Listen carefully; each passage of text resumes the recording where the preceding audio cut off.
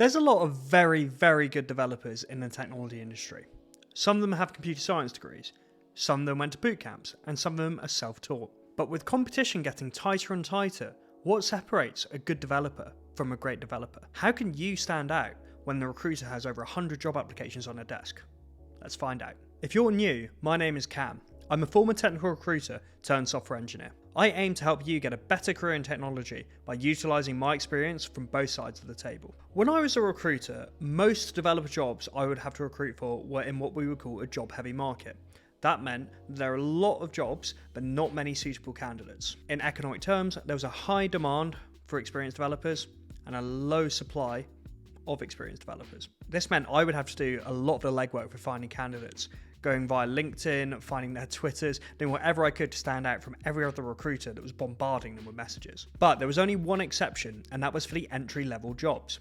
For this, the labour market is actually in favour of the employer. So when I put a job out for an entry-level developer, I could expect hundreds of applications. And I've hired across multiple markets, so it's not just a particular location where this happens. It was very, very difficult to differentiate between the junior developers that applied, and it was a difficult decision to turn some down.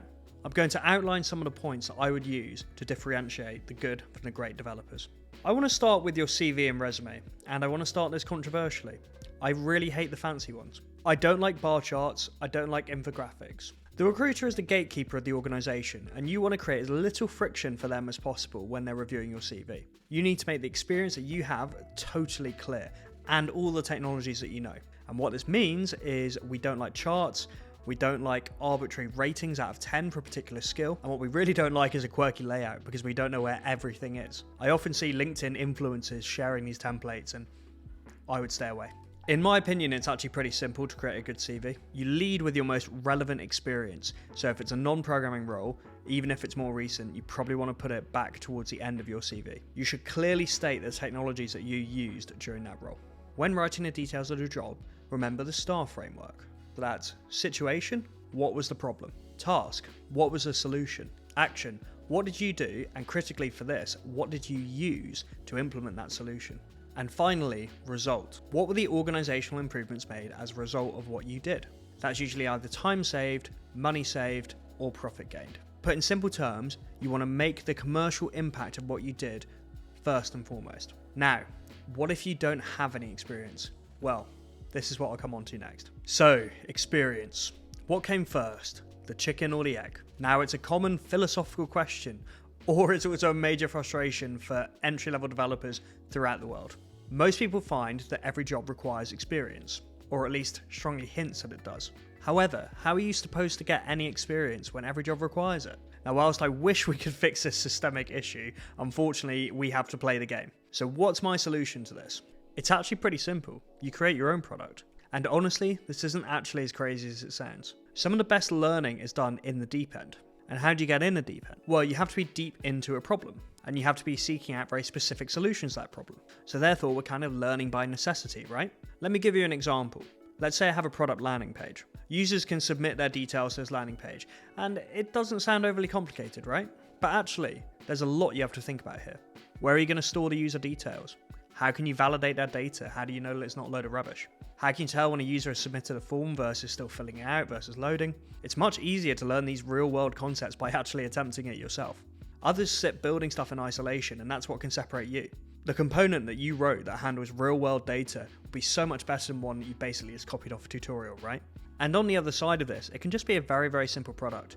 I've talked about this before, but think about a problem you want to solve in your everyday life. Chances are there will be one. Just create a solution for it and just put it behind a gate. If you're a front-end focused developer, tools like Supabase make this so easy. Now let me be clear, I'm not saying you have to build the next tech unicorn. This can be literally anything, including a non-profit. All you have to do is solve a problem. And who knows, if it goes really well, you may not even need to think about getting this entry-level job. I've interviewed multiple previous guests on my podcast that ended up just becoming entrepreneurs without ever having a conventional coding job. Now let's say you do end up taking a more realistic path and you do actually just want to have a conventional job as your first role. So how can you market yourself in the interview process? One of the biggest assets that professional sports teams look for in young athletes is coachability. Scouts look for players that can effectively take on instructions, feedback, and action it through a combination of things like work ethic, critical thinking, and intuition. Software engineering is actually very similar, although luckily we don't have to get out of breath. What I mean by that is if you're a senior, you want a junior on your team who's very capable of learning concepts quickly, thinking through issues clearly when they're debugging, and has the confidence to make suggestions once they get comfortable in the role. And there's a very important aspect to this, and that's asking questions the right way. Now, it's totally normal to have a lot of questions. If you're in a new job, especially so, no matter your experience level. However, you should have a good process in your head of knowing how and when to ask questions. Have a framework or process. So for a junior, that might be looking at debugging the issue yourself. Have a debugging process. If necessary, keep some steps on your computer that you manually go through. Then perhaps you can research the internal company documentation. And finally, after that, you can ask a senior colleague, because then chances are the question isn't easily found. So if the question isn't a total blocker to your work, what I recommend you do is you add it to a list and then periodically catch up with the relevant senior developer and roll through the questions with them. It's a much more efficient way of asking and getting the answers you require. Basically, what you want to avoid is a senior developer trying to work and just having a constant ping on Slack. And if you want to look really great here and the issue is undocumented internally, then perhaps volunteer to write the documentation yourself. It's going to really help you understand the issue in greater depth and solidify the solution in your mind. It'll also give something back to whoever's in your position next year or the year after. Most juniors will not volunteer to write documentation, and if you can explain how you'll do this in an interview, then it'll be a big plus. Generally speaking, you can use the behavioural step of the interview to explain how you'll work with a senior developer. Now, while this is more behavioural, next I want to talk about knowing things that juniors don't. So whilst the last point was about solving technical issues, it was kind of non-technical in the framework.